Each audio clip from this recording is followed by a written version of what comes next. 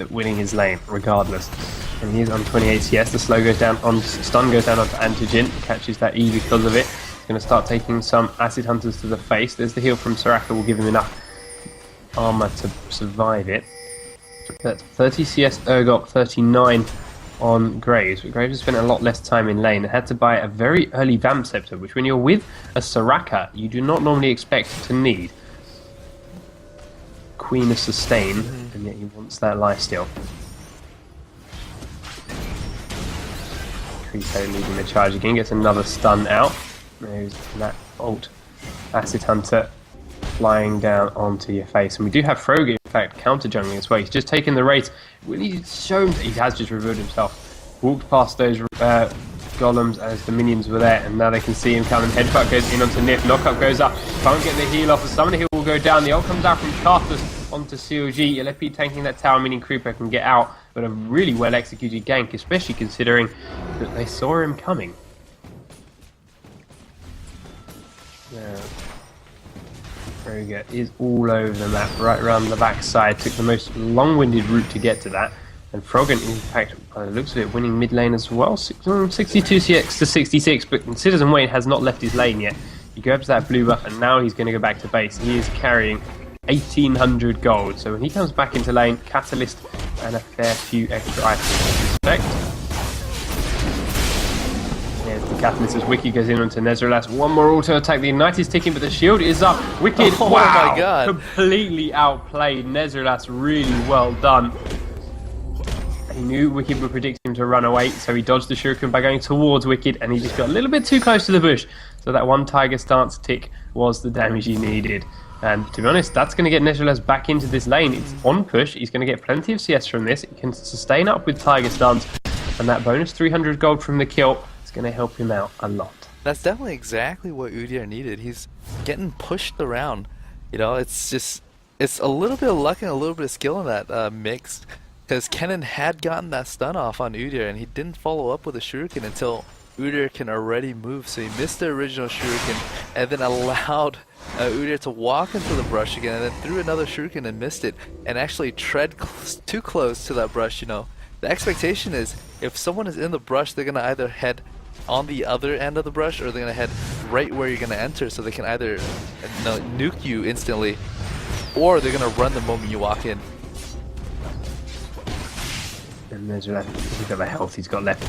The sustain is awesome, and he hasn't really got that much life steal. It's purely from the turtle stance. 12% life steal in total, and managed to stay in lane for a good long while. So he's currently sitting on about 1,300 gold. So when he goes back, we have to buy a nice selection of items to sustain against Wicked.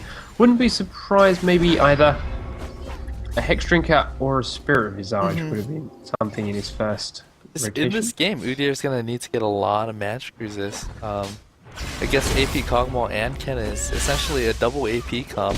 And even though Tiger Stance doesn't scale well off of magic resist, like Wit's End, he's going to need it to survive. I don't know if he's going to get a Wit's End or not, but it wouldn't be a bad pickup. But Hex Drinker is definitely going to be a good pickup. The sooner he picks it up, the better he's going to do. Bottom lane, we see a switch comes out onto Antigen. Frogger's coming around the backside. Headbutts Antigen back towards the top. Pulverize actually misses, but Antigen's not walking out of there alive anyway. The ult comes out from Nocturne. Where's he going? Mid lane onto Froggen. Doesn't get the fear off. Does flash under the tower. The cleanse is used by Froggen. And Citizen's going to keep coming. And Cotta next just about survives it. Froggen's going to keep chasing with the passive. And there was no spell shield, so he just couldn't quite get in range. But they survive it. Na'Vi getting themselves a couple of kills onto the board. CLG are roaming with Frogger and Creepo towards this mid lane. Wow, Frogger, he missed the ward. He missed the bush with the ward.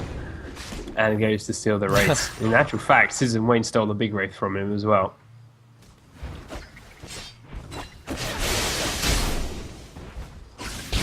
So Kennen Udyr, is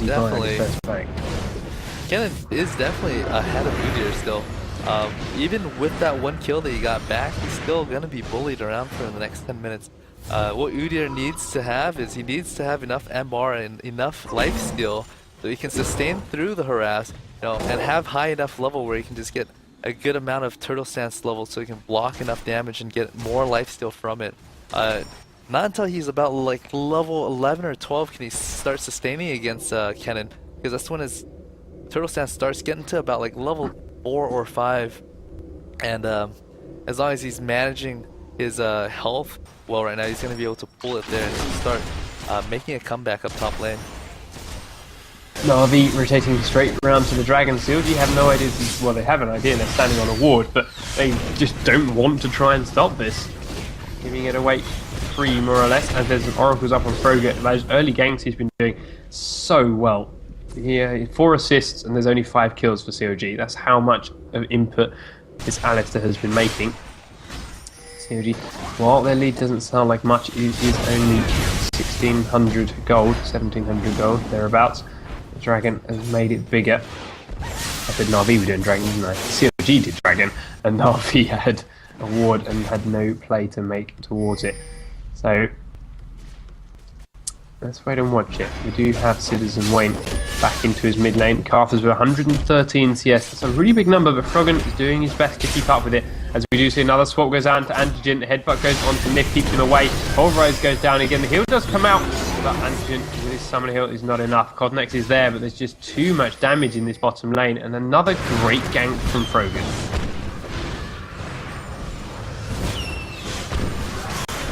Lane they're trading. Citizen Wayne is chasing Froggen away, trying to push him back towards the tower. He's dodging backwards and forwards and he lay wastes.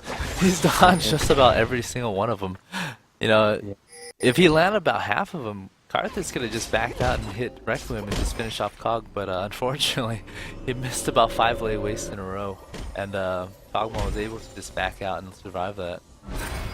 Codnex take quite a bit of punishment while trying to CS under that tower. Let's take a heal from Nif on his way back. We do have Carthus now coming to this top lane. They want to get Udyr back in this game, and just as Wicked uses Lightning Rush too, he's going to get stunned, he's going to get slowed, he's going to force the flash, the Ignite is down. Is he going to kite him around this tower? He's going to try, but Nezrelis gets out, Citizen Wayne gets the kill, and that's going to help Udyr out again. What's Kennen for? Let's see. Finishes off an Abyssal Scepter. You know, Udyr was at about 50-something CS and Kennen was 80, so his CS is closing. It went from about a 30 CS deficit to just a little bit over 10. It's at 11 right now, so you know, he's finally getting to the point where he's going to be able to farm too. With that extra kill on Kennen, you know, he's shortening the time where he's going to get bullied. He's just about at that point where, hey Kennen, you can come and harass me, but you're basically not going to kill me anymore. I'm just going to hold my lane, I'm going to just life leech off creeps and just tank everything. My turtle stance is about max level right about now, and you know, every time you throw that shuriken, it's not going to even bust through that initial shield, and you're going to have to follow up damage. And how's the bottom lane shaping? We do have 3 kills now on the yellow team. Glacial Shroud and Blue Shroud is up. He's going to fight in onto Antigen. The ult comes out from Cosnex. They're going deep into this bot lane. The Cast Assault is ticking as well.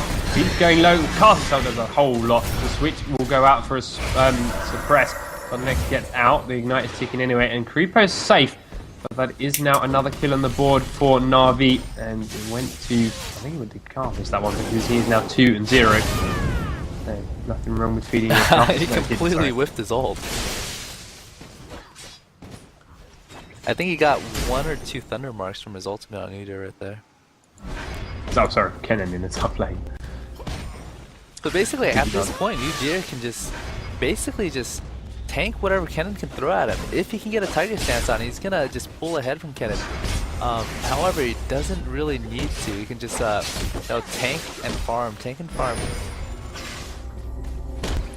We have Citizen Wayne approaching this top lane. He's coming around the backside of Wicked. The stun goes out, and Nezrelis is going to start the chase. Forces the lightning rush out. Citizen Wayne gets here. It's a great slowdown. They're going to start landing the lay waste. Codnex is here as well on Nocturne. Wicked gets a stun down and will drop in that top bush. Codnex doesn't actually get an assist, so that's a small win for Wicked. Stops the spread of wealth quite so far.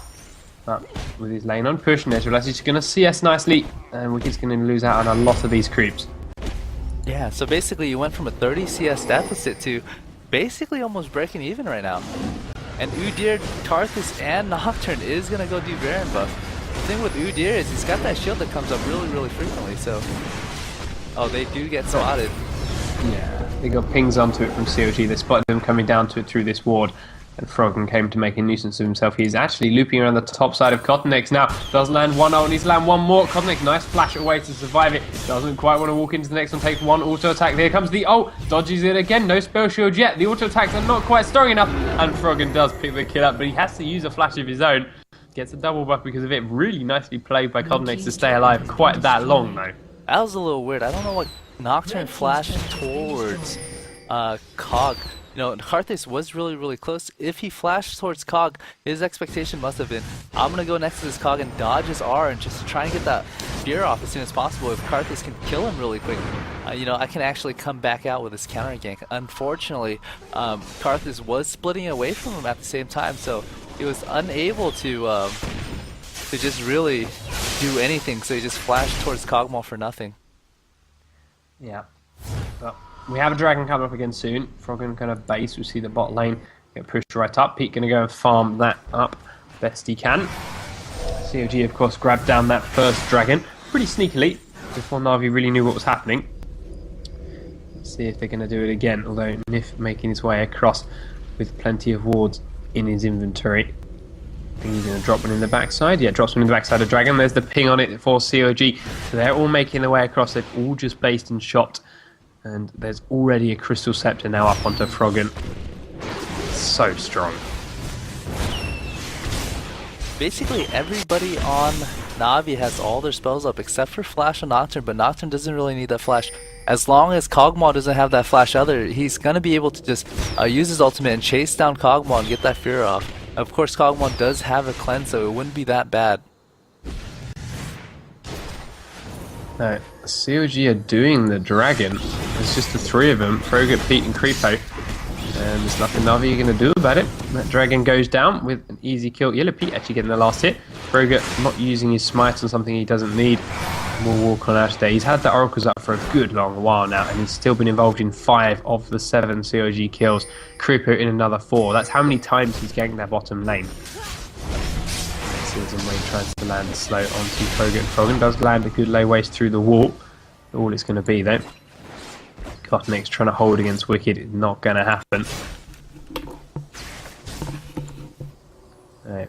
Froggen back to CS, a wave clearing in the mid lane. So strong that that slow comes out. We do have the low health warnings in the bottom lane. Cottonex in fact serves the top lane. Wow, I completely missed it. Wicked takes him down 1v1. Did use his ult, used his flash, used his ignite. Obviously lightning rushed in and finished it off. So Cottonex not playing as well as he could. He knew he was taking a lot of damage there from Wicked. And stayed a little bit longer than he should have. Heard some movement with your mic. I don't think you're there. Do you have Antigen covering the bot lane? You have Froggen coming down the bot lane as well. It's been pinged. They know he's coming through the tri-bush. Bot lane was told to ping away. Back away. Antigen and Nif managed to survive it.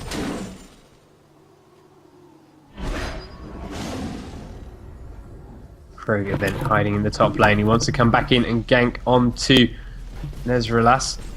He's been getting too many free kills. There's the knock up. The tower's really low. He's being tanked by a minion at the moment. Nezrelas kills that tower just to make sure it doesn't do any damage. And I think he's expecting to die anyway, but he's doing what damage he can onto Wicked. The ult's coming out from Karthus and ridiculous. Oh my god, damage. this Udyr. Udyr is so strong. He needs to get some lifesteal up. There's the ult coming out from Nocturne. He's just going to Turtle Stance. Froggen's ultimate is enough. And Karthus is coming. He does flash behind for that last auto attack, but Froggen needs to keep his oracles up. He's on the run from Citizen Wayne. Waiting for his headbutt pulverized combo. He could go back onto Citizen. There's the headbutt. Knocks him into the bush. Runs down towards the river. There's no mana, and that last lay waste is going to be enough. Citizen Wayne on a rampage gets himself the oracle kill. And of course, Kennen and the tower went down and all of that. And the gank from CLG really backfired. All of that to try and kill this Udyr, who has been doing a phenomenal job of catching up in this game. So the whole idea of using Udyr versus Kennen is this: although you lose early game, right, because you have nothing to answer the Shuriken and whatnot until you get your turtle stance up, but once you do get your turtle stance up and your tiger stance up, Kennen's the type of champion where he's super bursty. After his initial ultimate and throwing out his combo, of course he gets some energy back every time he procs his stun. However, you know, is gonna come to a point where he's gonna run out of energy, and when he comes and run out of energy, basically